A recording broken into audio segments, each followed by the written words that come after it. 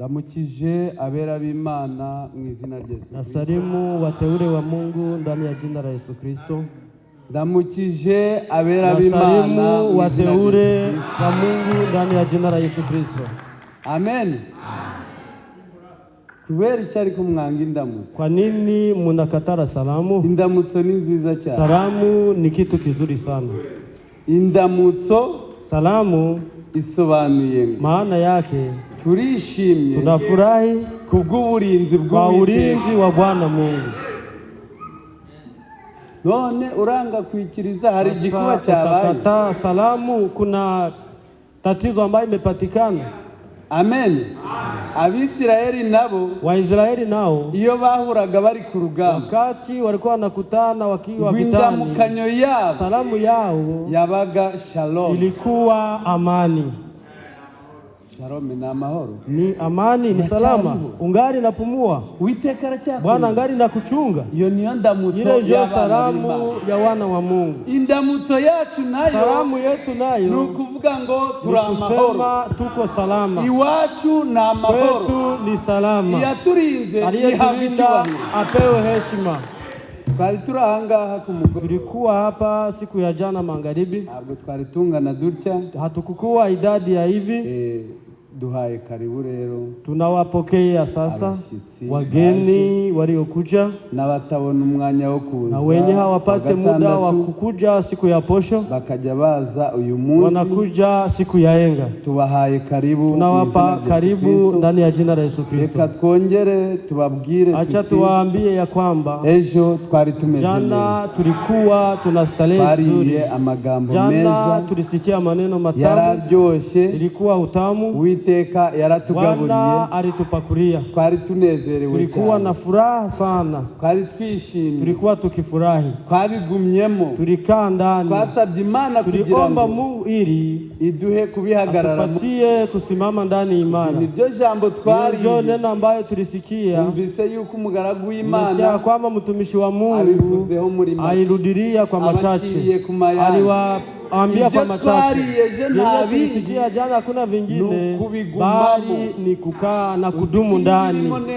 Kama uko ndani vizuri, na simba zinakuogopa.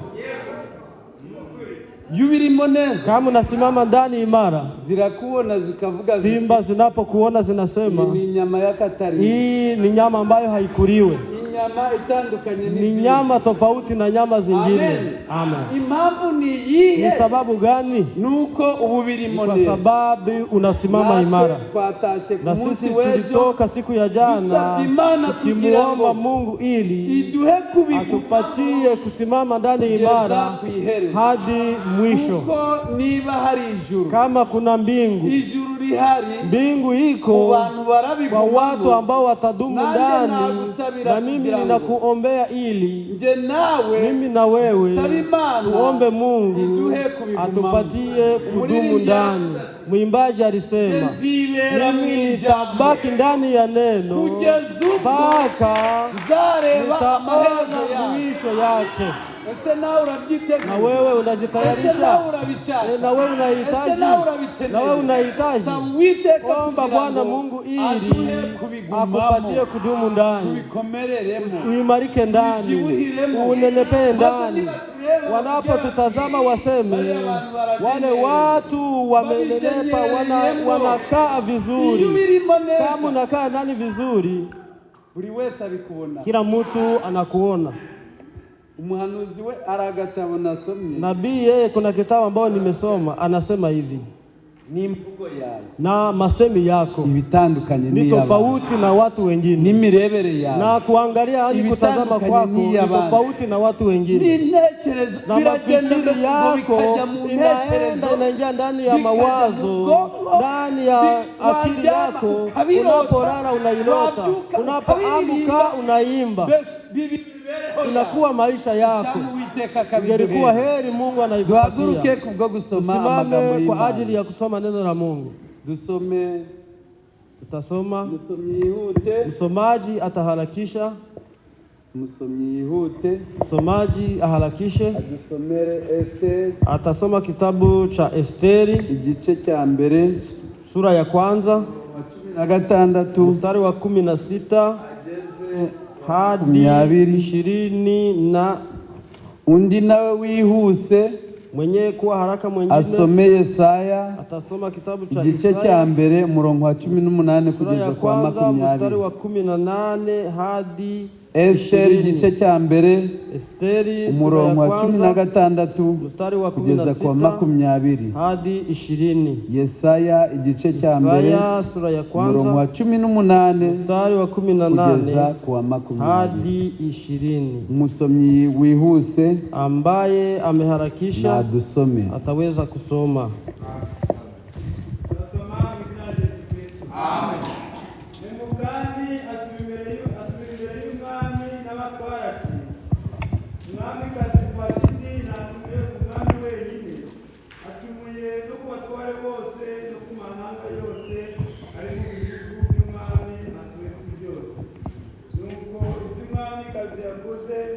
ibyo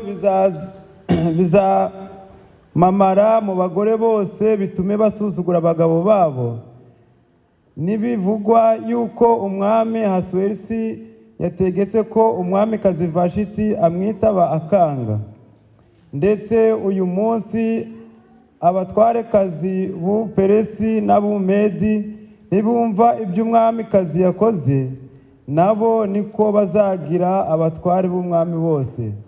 Nuko rero hazabaho agasuzuguro kenshi n'uburakari. Umwami niyemera inama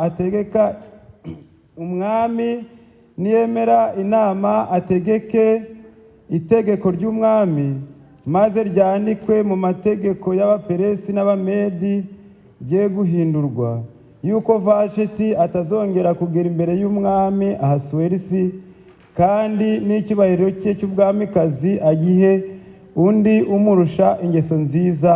Amen.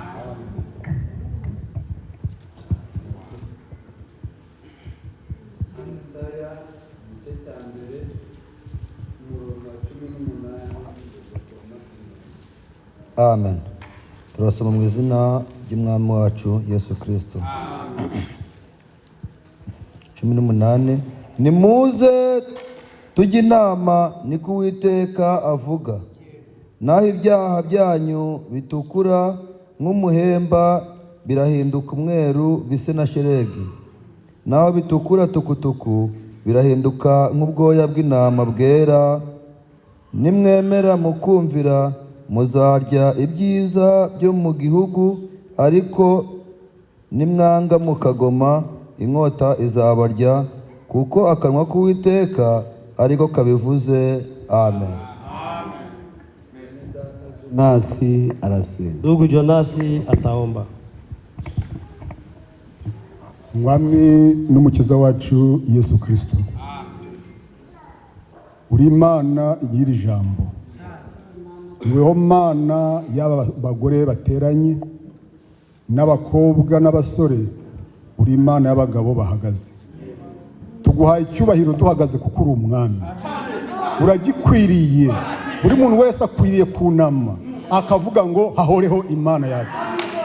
Tuguhaye icyubahiro tugukomeye mu mashyi kuko uri Imana isumba byose. Izina ryawe nirishimwe.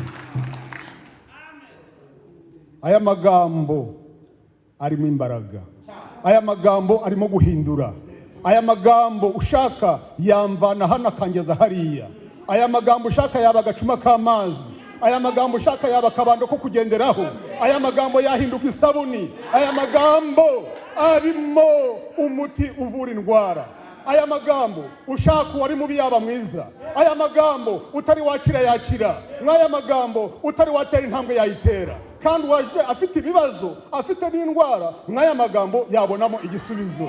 Turahagaze kugira ngo tuguhereze ibibazo byacu, maze unyurire mu iri jambo udusubize wa Mana we. Bibiliya zacu zirarambuwe, ariko Bibiliya ni yawe. Umukozi ahagaze ku gicaniro, ariko umukozi ni uwawe. Abera barateranye, natwe turi abawe. Terura ijambo uvugane n'ubwoko bwawe. Aleluya. Biranditswe ngo muzababera nkuko nanjye ndi uwera. Ndakwinginze Mwami Yesu, icyatuma udaterana natwe ari ibicumuro n'amafuti n'ibinyoma n'ibitagendeka byose munsi y'amaraso tubabarire. Aba bagabo bababarire, abagore bababarire, abaririmbyi bababarire, abakozi bababarire, duterane turi munsi y'amaraso. Karibu Mwuka Wera, karibu ku gicaniro, fata akanwa ka Venuse umudutumeho Mwami. Biranditswe ngo barihuse barirukanka bagenda tutavuganye, ariko abategereje ijwi ryawe bajyana ensidire Seigneur. Aleluya. Impamvu bari guca imigani bakavuga nk'inkuku yanywanye n'imbeba nuko bihuse cyane, ariko abatumwe bagategereza bavuga Uwiteka aravuze. Amavuta y'Imana ku mugaragu wawe, amavuta y'Imana ku bateranye, bisabye Imana mu izina rya Yesu Kristo.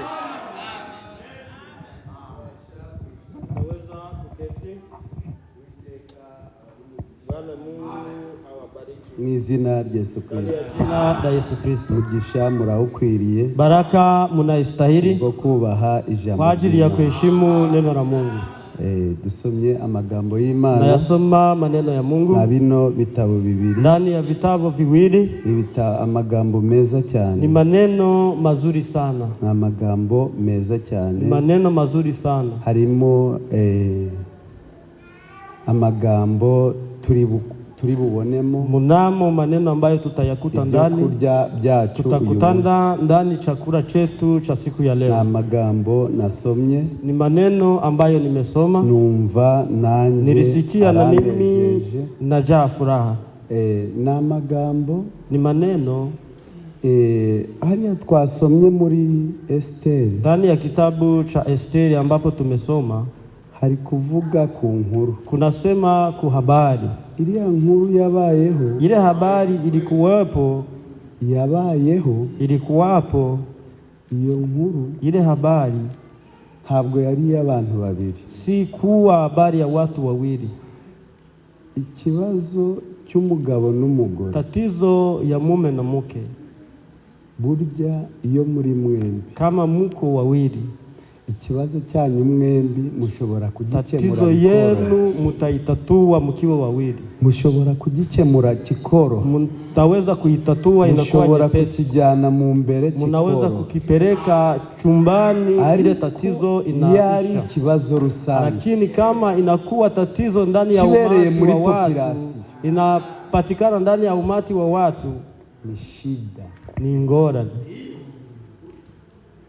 Waruzi ukashobora no kugusuzugurira mu unajua ya kwamba nawezi kukudharau ndani ya chumba, kamubwira ati zana igikombe, unamwambia leta kopo, sitaileta, mukabirangiriza aho ngaho, naishia pale, bikaba filime pasi. Inakuwa wakati iliyopita, kamubwira ati nzanira maji, unamwambia niletee maji, ati ntayo nzanye ndi kwihuta, niletee maji niko haraka kazini, nawe genda uyizane, nawe ndo ikamate, bigashirira aho ngaho, naishia pale. Ariko iyo kibaye ikibazo rusange, ikiwa tatizo ndani ya umati wa watu, reka tugende, acha twende. Nuko rero baba batumiye abantu, walialika watu. Umugabo arikoze ati mfite umugore mwiza, Bwana anajifanya mimi nina mke mzuri ambaye ananitii kwa kila kitu. Atumiye abantu, anaalika watu, abakuru n'abatoya, wakubwa na wanyonge, abakomeye n'aboroheje, wanayokuwa na cheo na wenye wanadharauliwa. Munsi hari pari, leo kuna sherehe, ipari mu rugo rwanyu, sherehe ndani ya mungini ya nani? Biblia inasema kama ni mungini ya ufalme. Ikibazo kirakaba, swali yani tatizo patikane, umuntu ukishije bugufi, patikane kwa mtu munyonge kama raia. Yari nkuri komeye, kama ni habari kubwa inatoka ukuruni, ngera kuri babandi kwa wale wanyenyekevu. Niba yari nkuri igeze ahangaha, kuwa habari ya kufika hapa, ugasanga yabaye nini, inakuwa pana, yabaye ngari, inakuwa habari pana, tena imekuwa habari mrefu. Reka mbabwire, acha niwaambie, kubabwira kantu, nitawaambia katu gakomeye kagumu. Muno habonetsemo umufrere hapa, kama kunapatikana ndugu yicara ahangaha, anapokaa hapa, atagera hano kwa kino na hafike kwenye madhabahu, agakora icyaha ari muri, anafanya dhambi akiwa ndani humo, ntacyo byahungabanya hito, haitazuru kanisa. Muri kubyumva? Mnasikia? na gato nta n'ikitorero ryabo hata kitu kidogo ambacho ariko reka kitafanyika ndani ya kanisa. pasiteri Acha sasa cyangwa se umuntu uhagarara au mhubiri bamufatire mu nzu y'abantu, bamukamate ndani ya nyumba ya watu, reka bamusange mu muhanda acha wamkutane barabarani yicaye ku icupa ry'inzoga kwenye chupa ya pombe bari gutumba au akivuta tumbako. Iryo teraniro rirongera kuboneka, Ile mkutano itaongeza kupatikana. byahita bimera bite? Vitakuwaje? Ariko ari umuntu wicarira Lakini hari kama ni Mkristo uko wa wakwifata kawaida, kose, jinsi utajikamata, uyu uhagarara anayesimama hapa arakujyana muri ofisi, atakupeleka uri ofisini. gukora Hii matendo yako akakunyuzaho akanyafu, anakupitisha hako kiboko, yarangiza kukunyuzaho anapomaliza akanyafu, kupitisha kiboko, warangiza ukavuga ati Unapomaliza, mbabarira sinzongera. unasema nisamee, sitarudi Niyo tena. mpamvu nandi kubabwira Ndio maana nti nilikuwa nawaambia abantu babayoboye watu ambao wanawaongoza ni ababyeyi ni babo, wazazi wetu, tuzajye tubumvira. tukuwe tunawatii. Amen. Amen. Tumeze nk'abana Tuko kama watoto imbere y'ababyeyi. mbele ya wazazi. Igihe cyose rero uzavuga ngo Kila wakati unaposema uri kumugura se, wewe unanionya, wowe uvuze iki mbere yawe? unasema nini mbele yangu? Icyo yakuvugaho Kenya cyose, atasema chochote kwako, icyo yakora imbere Kenya y'Imana atafanya mbele ya ugomba Bwana kukugeraho, kitakufikia. kubera ko Bibiliya iravuze, Biblia inasema, mwumve, sikieni, icyo muzahambira mu Kenya isi mutafunga no mu ijuru duniani kizaba na mbinguni gihambiriwe. kitakuwa kimefungwa. Twaramutoye tumushyiramo ibyiringiro, Tumemchagua na tunamuwekea tumaini, tumurambikaho ibiganza, tumemwekea mikono. ijuru rirasinya, Mbingu iliweka rimaze muhuri, gusinya, inapoweka muhuri, riravuga riti mbingu ilisema, uyu niwe uhagarariye, huyu ndio mwenye atakuwa msimamizi. uyu hagize icyabazwa Kama iriterane kutakuwa kitu cha kuulizwa niwe mkutano babibaza, huu, yeye ndiye hagize ataulizwa. icyapfa mwayino Kama terane, kuna kitu ambacho Imana kitaharibika niwe humu, izakibaza. Mungu atamuuliza. Niyo mpamvu abakozi Ndio b'Imana maana bafite ibibazo, watumishi wa Mungu wana matatizo, bafite ibibazo, wana tatizo, kubera ko kwa kuwa ntabwo bahagarariye imyuka gusa, hawasimamie roho N'imibiri peke yake, yacu. bali na miili yetu. amen. Amen. Bagomba kudusuzuma guhera ku birenge, Watatuchunguza kuanzia miguu bakamekinga kwenye nyoyo sure ya yuko miguu, umubiri wawe ni umeze wakahakikisha ya kwamba neza, kama mwili n'umwuka wako nawo umeze kama neza, iko vizuri na hata na kubera roho ko iko waba vizuri. uraye Kama ulilala njaa, nta mukozi wazanga hakuna mtumishi ambaye bavuge ngo atakuja Yesu hapa akwambie kama Yesu yuwaja. Mara ya kwanza ni agomba kukupakulia, gutuma umudiyakoni tutatuma akazi shemaji wawe anakuja kwako, akakuzanira ibyo anakuletea kurya, chakula. wamara kunezerwa mu Unapofurahi mubiri, ndani ya kimwili, ukamwumva no mu mwuka. unasikia na ndani ya kiroho.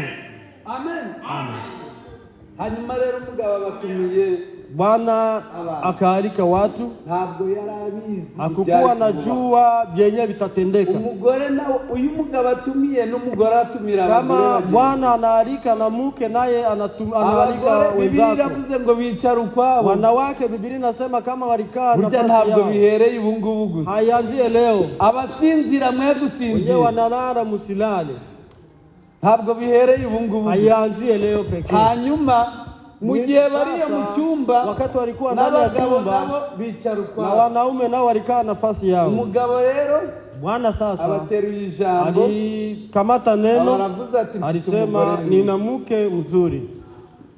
yenda tubifate tuvuge tuti, Tukamate tuseme hivi, Asheri yatumiye iteraniro, Asheri amealika maze mkutano. gutumira iteraniro, Alipoalika mkutano, abamahoro bajya mu cyumba cyabo, Wamahoro walienda kule ndani ya chumba chao. kwa ntuze tubizane iwacu. Acha tuitoe kwa Asuerusi tuilete kwetu. Abasere bajya mu cyumba cyabo, Dada walienda chumbani bari mu mwao, kiganiro na wana bari yabo, mazungumzo yao, abafurere nabo bicaye na muri salo. wandugu nao wako ndani ya Aratangira salon. turata, Alianza kujitapa sasa. burya muzi ko mfite umugore Unajua mwiza, kama nina mwanamke kandi mrembo, umugore wanjye tena arumva, mke wangu ana mtiifu. mutume buhiye ajye Tumane kumuzana. hii amuite.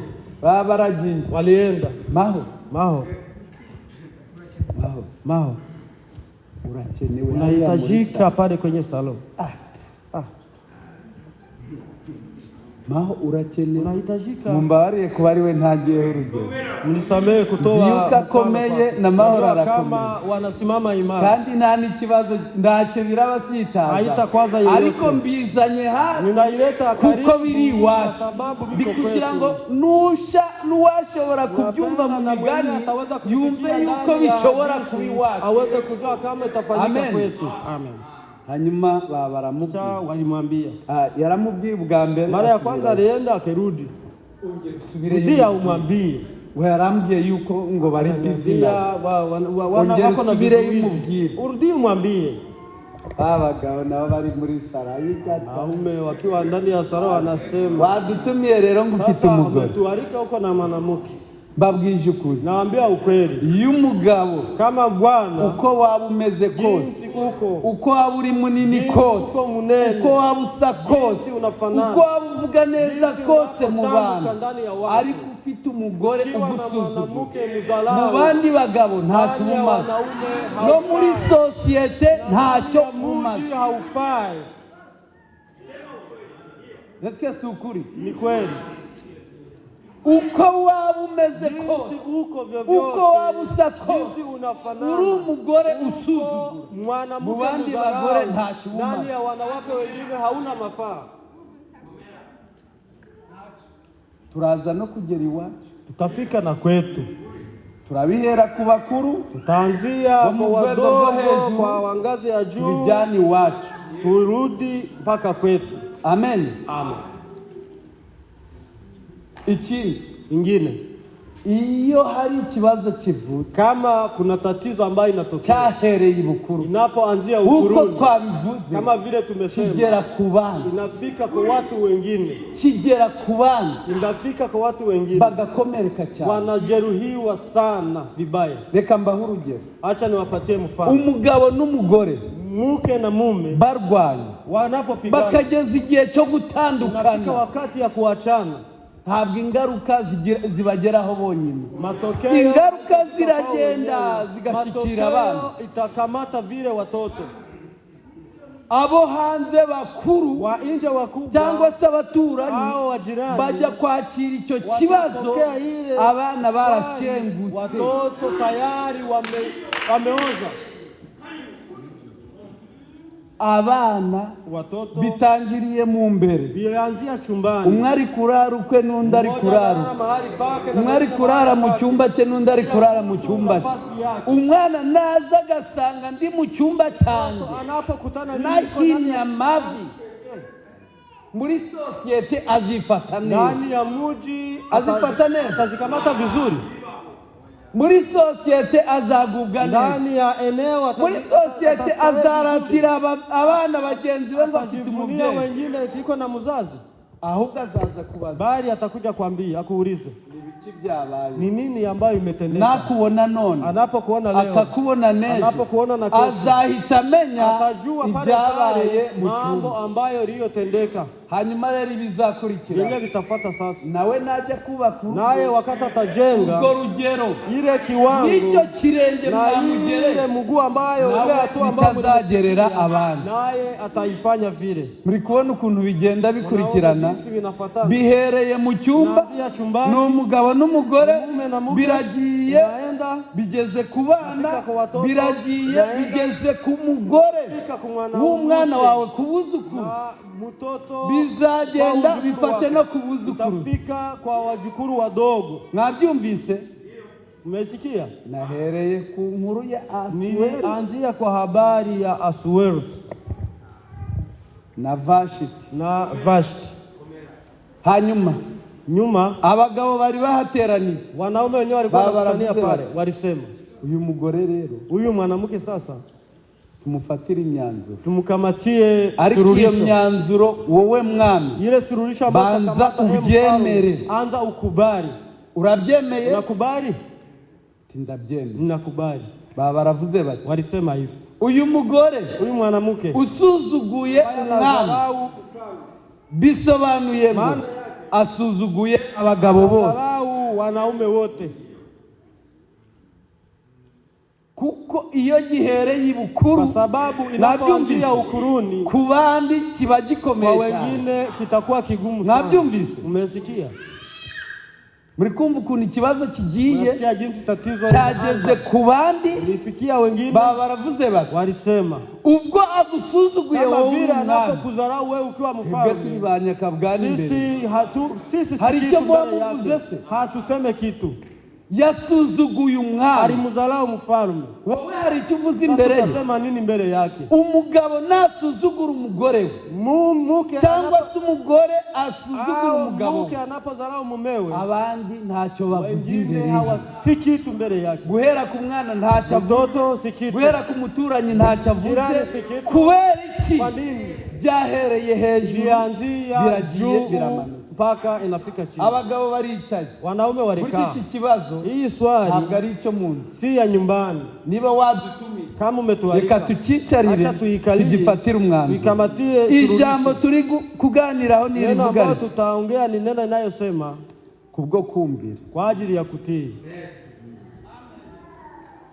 Amen. Amen. Kubwo kumvira. Kwa ajili ya kutii. Hanyuma rero Kisha sasa babatoye itegeko. walikamata sheria. Itegeko gusa by'amagambo, Sheria ya maneno Oya. peke yake hapana. reka twandike. Acha tuandike. Bive kuri nyumba 10, Itoke kwa bigere yule mtawala wa kuwungirije, kwanza kufika bive kwa kuwungirije, bigere no makamu ku wake, baturage. ifike kwa wajirani. guhera uyu munsi izi Tangu mpapuro leo hizi nyaraka muzikwiragize kuri buri rugo, kila nyumba, ribe itegeko iwe sheria yuko ya kwamba uyu mugore huyu mwanamke asimbujwe anagombolewa kubwo kwa gusuzugura ajili ya umugabo kadharau we. ya kudharau mumewe. Itegeko risohotse Sheria inatoka mbere Vashiti yarabanye n'umugabo. Vashti alikuwa pamoja na mumewe, Babanye neza. walikuwa pamoja bila tatizo. Usomye Biblia inyuma yao. Unaposoma Biblia mbele hawakufia Amen. kitu. Amen. Usomye Biblia Kusoma inyuma yao. Biblia kwa mwanzo Nta kibazo bari bafitanye. hakuna kitu cha tatizo ambacho walikuwa nacho. Ikibazo cyabaye Tatizo ilitokea byonyine n'ugusuzugura. ni wakati alipoleta Nanjye reka kadhalao. mbabwire, Acha na mimi niwaambie, Imana iturinda Mungu agasuzuguro. atuzuize kadhalao. Agasuzuguro ni kabi cyane. Kadhalao ni kitu kibaya sana. Agasuzuguro Kadhalao ni kabi cyane. ni kitu kibaya sana. Reka mbabwire, Acha niwaambie, Yesaya we yatubwiye, Yesaya yeye alituambia nimuze tujye inama, mkuje tuunde shauri. ni kuwiteka vuba. Ndio vile Bwana wa majeshi anasema, Naho ibyaha byanyu hata dhambi zenu byatukura itakuwa nyekundu, bigasa n'umuhemba, inakuwa nyekundu kama damu, birahinduka umweru. itageuka, itabadilishwa Bise kuwa na nyeupe, sheri. kufanana kama Ni theluji. ukuvuga naho byatukura tukutuku, Hata kama inakuwa nyekundu, bikaba bifite ibara ry'umutuku, inakuwa na rangi kubwo nyekundu. kumvira ijambo ry'Imana Kutii neno la Mungu, birahinduka umweru. itabadilishwa kuwa mweupe. Babwije ukuri, Ninawaambia ukweli, naho wakora icyaha kingana hata gito, kama unatenda imbere dhambi y'Imana ukavuga mbele ya cyiha, Mungu na kuja na itubu, bisobanuwe yuko maana gikuwe, yake ubabariwe burundu. inaondolewa. Ingorane ziri kuri bande, Tatizo ziko kwa ni watu babandi bazakubaraho ikosa ambapo watakwenda kandi kwa icyo makosa, cyaha na warakihaye ile imbere dhambi y'Imana, umetubu tayari, bakwambitse umwenda wari wambaye mbere, wanakuvalisha nguo ambayo kandi ulikuwa Uwiteka unavaa yarakwambitse ya kwanza, umwenda na w'umweru. Mungu alishakuvika nguo Amen. nyeupe. Hanyuma Yesaya waravuze ati, Isaya yeye anasema hivi, nimwemera mkikubali ibyo byose ile yote bihawe kuri buri muntu wese unapewa kila mtu uzemera. ambaye atakubali. Hepfo haravuga Chini hati, nasema nimwemera mukumvira mkikubali na muzarya kutii, ibyiza byo mu gihugu, mutayakula mema ya ariko nchi, nimwanga lakini Mukagoma. munapokataa, munaasi, inkota izabarya. mutakuliwa na Buri upanga. muntu wese Kila uzasuzugura ijambo ry'Imana byanga bikunda inkota ntizabura kumugeraho, hatakosa kufikiwa na upanga. Umugaragu w'Imana umwe yaravuze ati, mtumishi wa Mungu mmoja alisema, ntabwo wakwanga gukora ibyiza hautakataa kutenda mema au ukatae na kutenda maovu. Ni ukuvuga ngo ubura kimwe, unapokosa kimoja unakamata kingine. Amen. Reka dukomeze. Acha tuendelee. Dusome Luka. Tutasoma kitabu cha Luka ibice 24 sura 24 umurongo wa 44 mstari wa 44.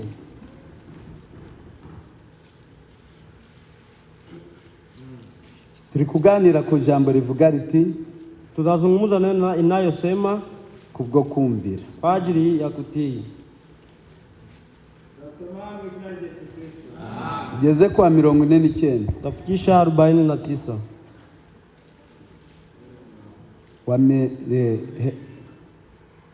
Luka ibice 24 Luka 24 mstari 44 hadi 49. Maze arababwira ati, aya ni amagambo nababwiraga nkiri kumwe namwe, yuko ibyanditswe kuri ibyo byose mu mategeko ya Mose no mu byahanuwe no muri Zaburi bikwiriye gusohora. Maze abahugura ubwenge ngo basobanukirwe, abungura ubwenge, maze abungura ubwenge ngo basobanukirwe n'ibyanditswe. Ati, niko byanditswe ko Kristo akwiriye kubabazwa no kuzuka ku munsi wa gatatu, kandi ko kwihana no kubabarirwa ibyaha bikwiriye kubwirwa amahanga yose mu izina rye, bahereye kuri Yerusalemu.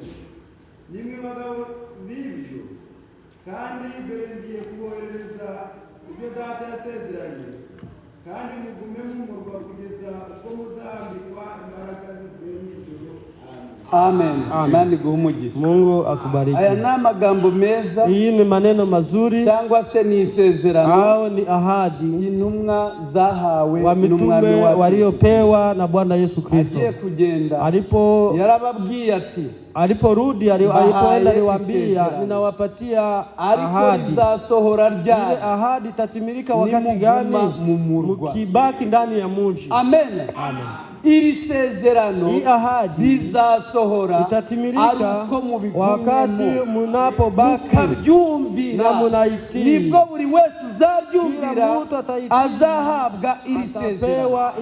Uwagiye inyuma y'umurwa wese nje ya mji yote yabonye hakupewa chochote. Uko waba umeze kose, jinsi uko, iyo utumviye kama hautii, ntugomba kugira icyo hautapewa chochote. Hanyuma ziragenda, nyuma wakaenda. Biblia iravuze ngo, Biblia inasema mu byakozwe n'intumwa, ndani ya matendo ya mitume, baragenda nkuko babibwiwe, walienda kama vile waliwaambiwa, baragenda bajya mu cyumba, walienda ndani ya chumba cha juu. Ntabwo babayemo umunsi umwe, hawakubaki ndani siku moja. Ntabwo babayemo iminsi ibiri, hawakubaki ndani siku mbili. Ntabwo babayemo iminsi itatu, hawakubaki ndani siku tatu. Natwe twe kubirambirwa, tusikawie, tusichelewe, tusichoke intege, na sisi tusichoke. Tusichoke intege, byabonetse sasa bigumemo uko ijambo rikubwira, uko ryagutegetse ubyumvire, kwiherezo urabihawe.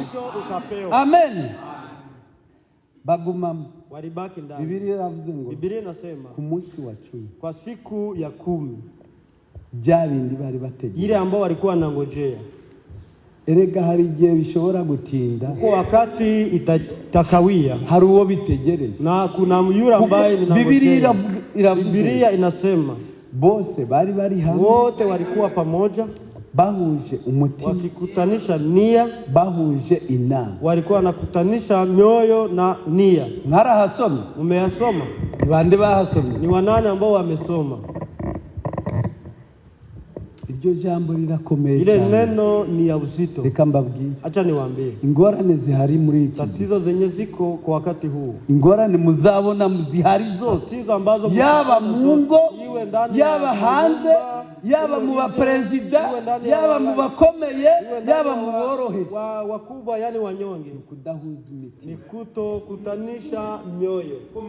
nukudahuza ni inama. kutokutanisha nia. Mbabwije ukuri, Naambia ukweli, uhuje inama n'umugore, unapokutanisha nia na mke wako, abandi bantu babacaga, wengine wote hawatawapita katikati. muri kwijyana hanze Unajipeleka nje kubera ko mutahuje inama. sababu hamkutanisha. Duhuje inama turitore. Tunapokutanisha nia, Nongeye kubivuga, nta kintu tutagera, hakuna kitu ambacho byose tubibura, yote tunaikosa. tugenda tubibura Tunaikosa kubera kudahuza inama. kwa ajili ya kutokutanisha nia.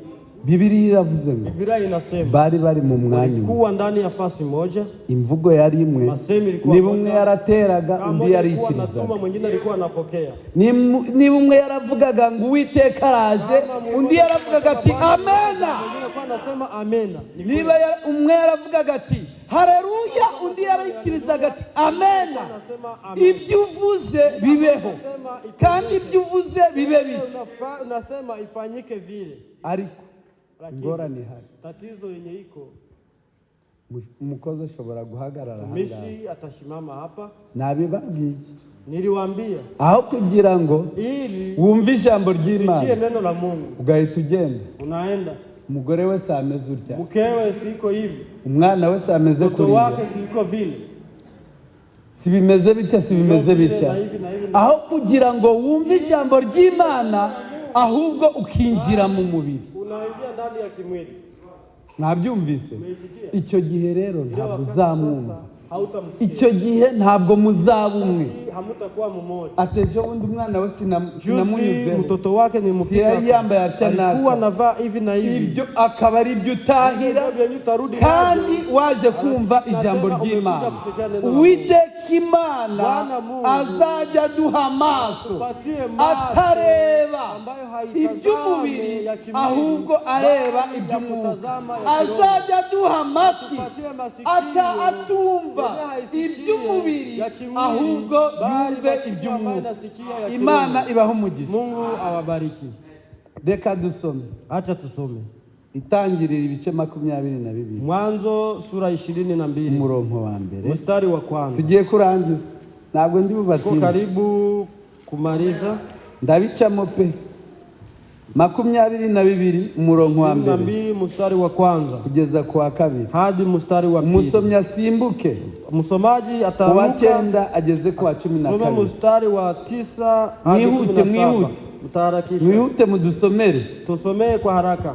Hanyuma y'ibyo Imana igerageza Aburahamu, iramuhamagara iti Aburahamu. Aritaba ati karame.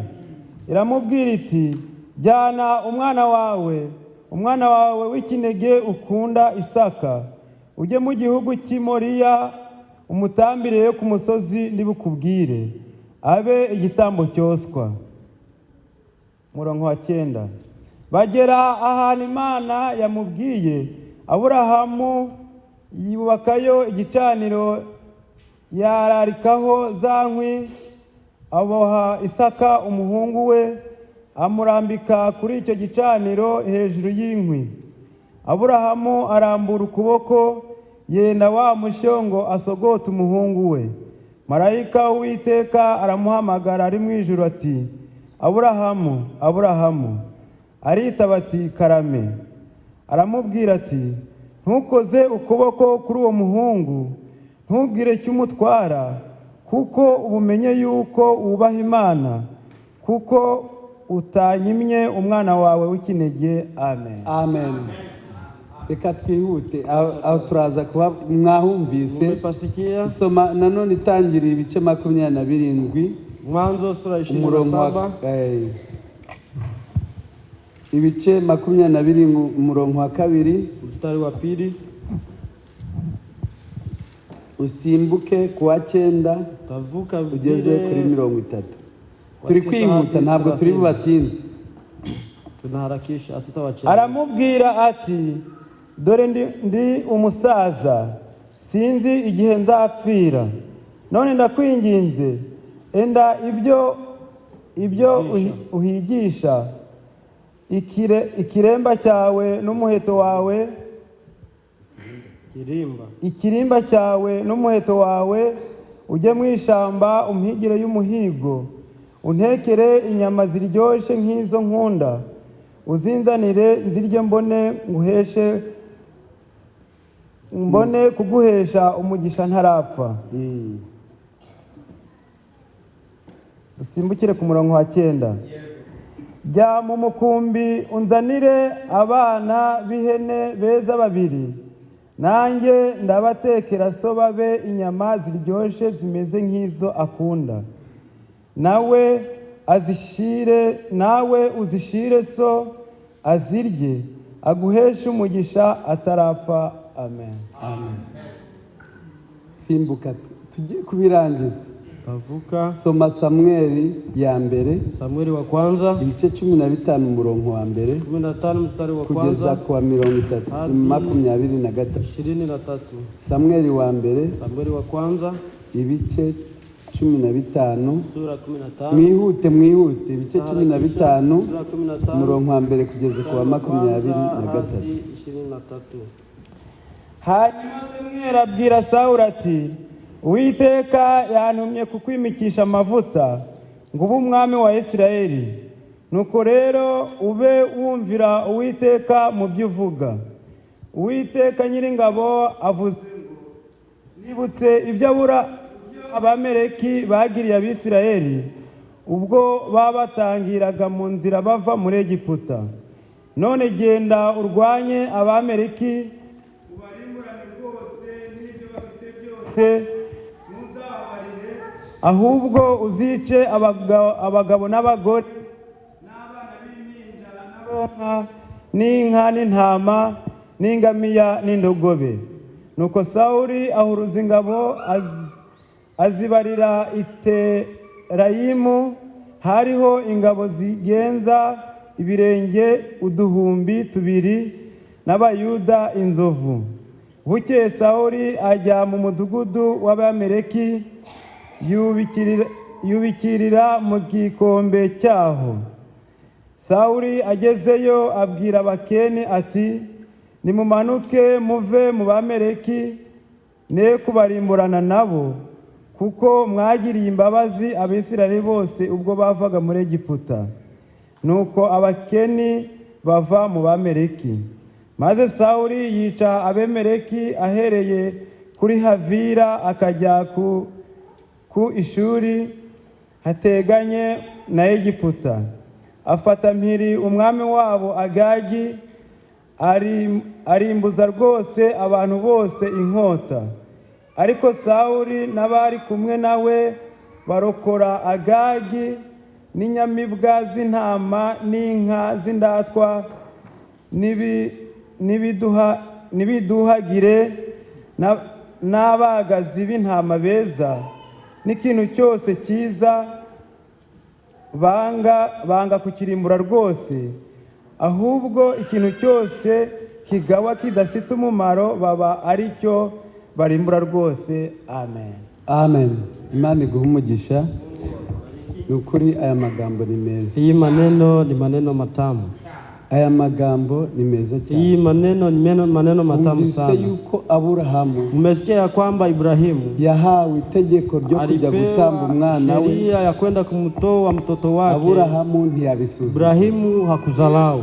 Burya ibi by'Imana, hii ya Mungu, hakubifata minene, haiko kuizalau, hakubijenje, hakuna kuizalau.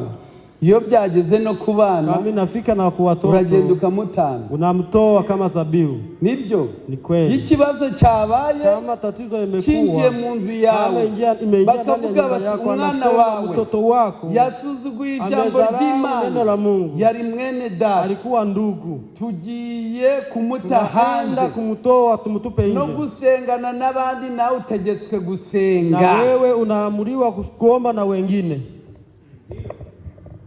Ni ikibazo cy'abana, ni tatizo ya hamugaryo urimo, hakuna mchezo. Nibavuga bati dusengere hamwe, kama ni kuombea pamoja, yule mtu utuvuyemo anatoka katikati yetu akajya mu maboko y'umwana, anaenda ndani chini ya mikono ya muovu, aza kubita umubiri muovu ari mwili wake, lakini Uwiteka azabubere maso akeshe kwa ajili ya nafsi yake. Isobanukirwe yongera agaruke mu ijambo ry'Imana, arudi ndani ya neno la Mungu. Nibavuga bati usenge, kama anasema ni kuomba, nawe utegetswe gusenga. unaamuriwa kuomba. Ni amena? Ni amina. Basi murabyemera? Munaikubali kwa kweli? Ni ijambo ry'Imana, ni neno la Mungu. Ni ukuvuga nibavuga ati mutere icyuma, ni kusema mupige kisu. Ibrahimu alishika kisu, wakati alishika kisu na alimwambia mimi nitakuchuna, kuna mchezo. Uwiteka abonye kumamaza kwa Aburahamu, Mungu aliona Ibrahimu ametoa mzaha, azana intama, alileta mwana kondoo. Kwizerera ijambo ry'Imana, kuamini neno la Mungu, hakuna mchezo. Ni ukubimaramariza, ni kutosha mzaha na kutii. Turagiye, tunaenda. Yakobo na Esau. Yakobo yahawe umugisha. Yakobo alipewa baraka kubera kumvira, kwa ajili ya kutii ijambo nyina, neno ambayo ameambiwa na mamaye. Amen. Esau yaraje, alikuja nkuko twabisomye, kama vile tumesoma, asanga umugisha Yakobo yawujyana. Baraka ya Yakobo ameipeleka.